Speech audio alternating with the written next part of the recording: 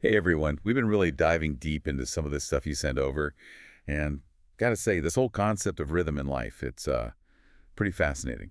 Yeah, it really struck a chord, didn't it? Those excerpts talking about a principle of rhythm and then the more like down-to-earth advice on dealing with all the ups and downs. Well, there's a lot to unpack A there. lot to unpack, exactly.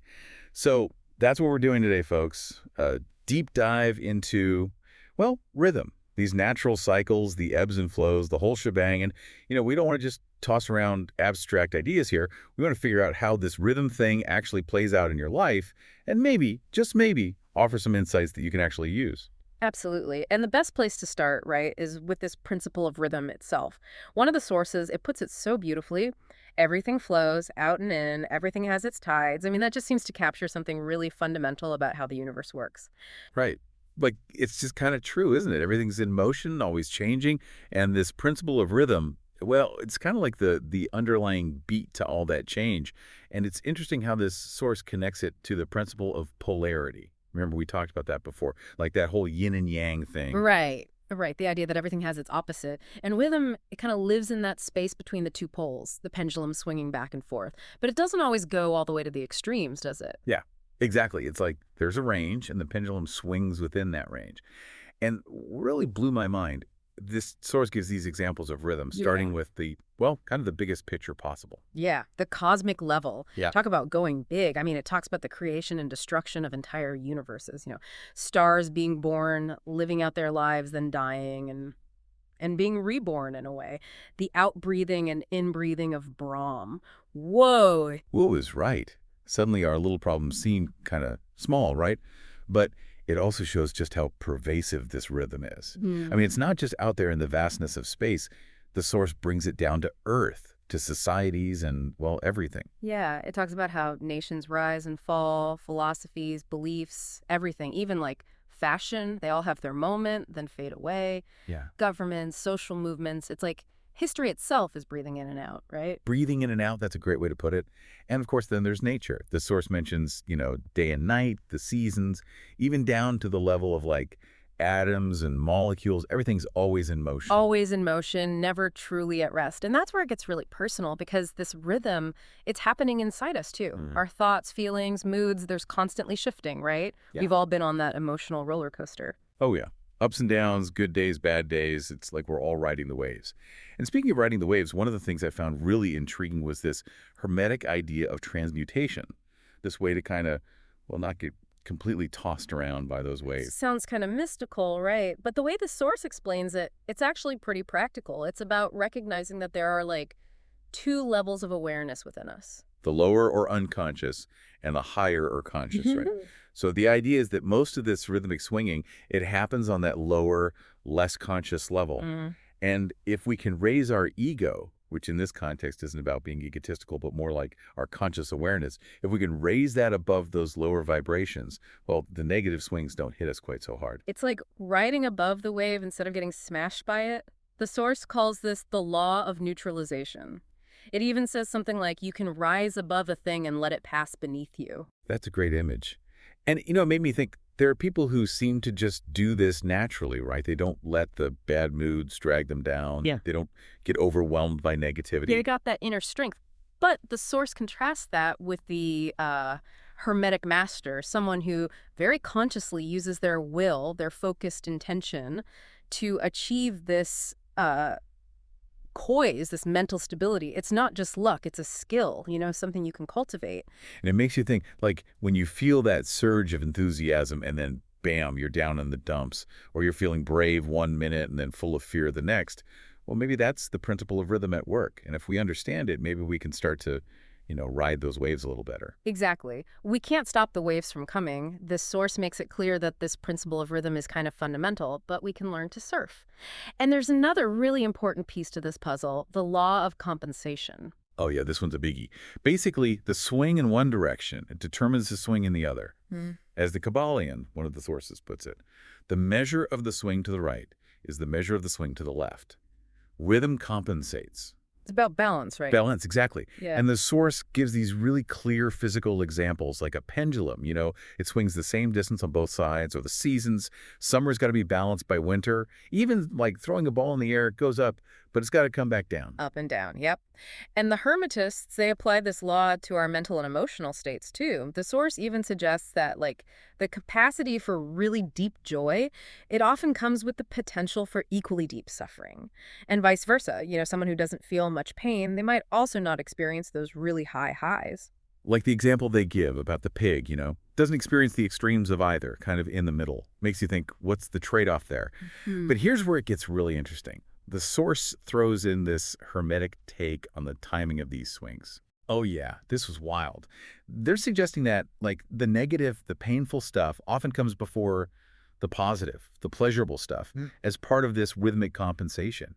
And they even hint that this could play out over lifetimes, reincarnation and all that. It's a whole different way to look at suffering. A whole different way. Mhm. And of course, the source emphasizes that the master, the one who's really skilled in this, they can, through neutralization, by raising their awareness, pretty much avoid that downward swing into pain.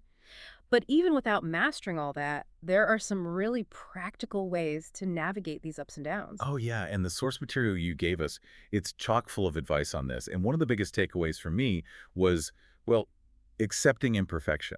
Life's messy, right? It's not a straight line upwards.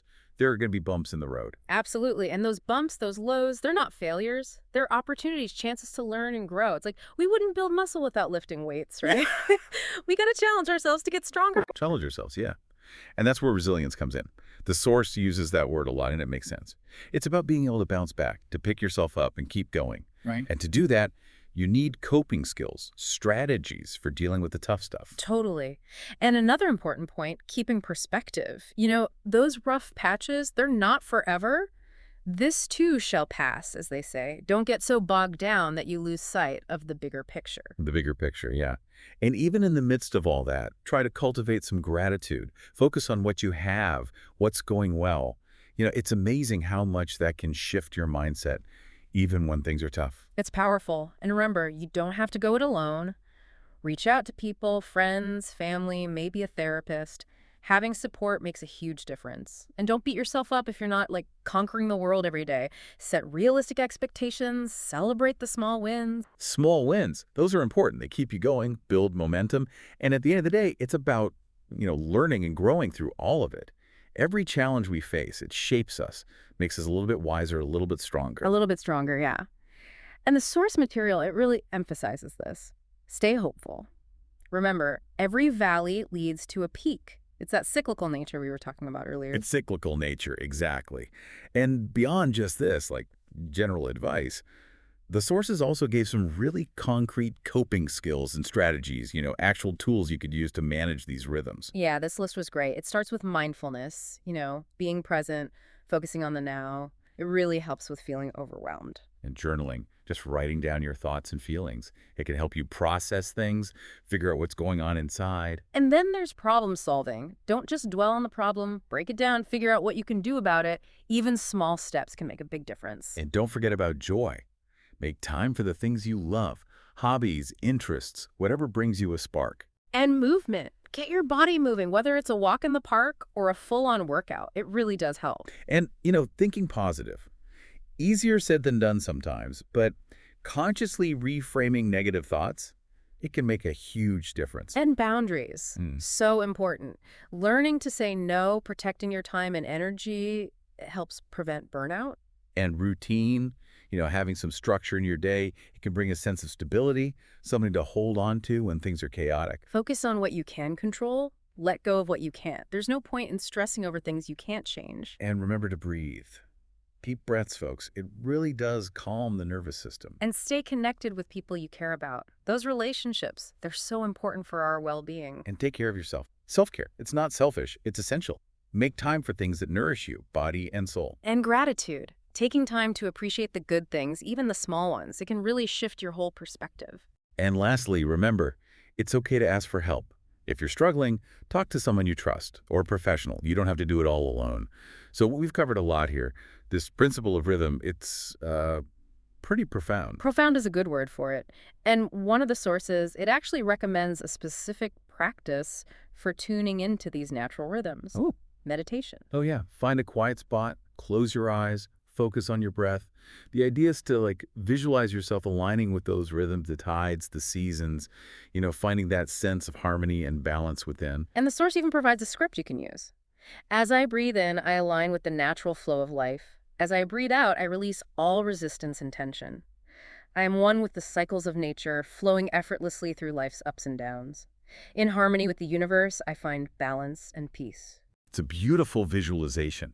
And it really ties back to everything we've been talking about, staying present, being resilient, taking care of yourself. So to wrap this all up, I think the key takeaway here is that by understanding this principle of rhythm, by recognizing these natural cycles, and by using these practical strategies, mindfulness, self-care, asking for help, well, you can navigate those inevitable ups and downs with a lot more ease and understanding. And maybe even a little more peace. And on that note, here's something to ponder. How might tuning in to the rhythms of your life, like your energy levels throughout the day, your emotional cycles, how might that give you even deeper insights into your well-being and how you make decisions? Something to think about as you ride your own unique wave.